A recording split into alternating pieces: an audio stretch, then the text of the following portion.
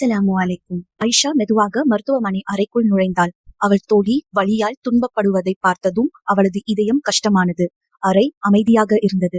ஆயிஷா தோழியின் படுக்கையின் பக்கத்தில் அமர்ந்து அவளது பலகீனமான கையை மெதுவாக பிடித்தாள். அவள் மெதுவாக சொன்னாள், இன்ஷா அல்லாஹ் நீ விரைவில் நலமாகி விடுவாய். அப்போது அவளுக்கு நபி ஸல்லல்லாஹு அலைஹி வஸல்லம் அவர்கள் கூறிய வார்த்தைகள் நினைவுக்கு வந்தது. நீங்கள் நோயாளியை பார்க்க செல்லும் போது நீங்கள் சொர்க்கத்தின் தோட்டங்களுக்குள் கடந்து செல்கிறீர்கள். ஆயிஷாவின் கண்கள் மென்மையாகியது.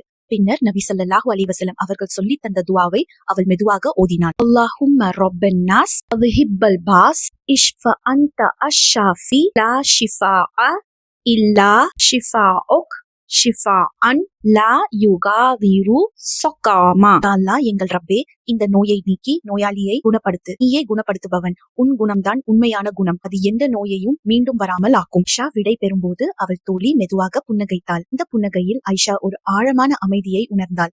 அது அல்லாஹ்வின் ரஹமத்தில் இருந்து வரும் அமைதியும் ஜன்னாவின் தோட்டங்களில் நடக்க செய்யும் பரக்கத்தை உணரச் செய்தாள்.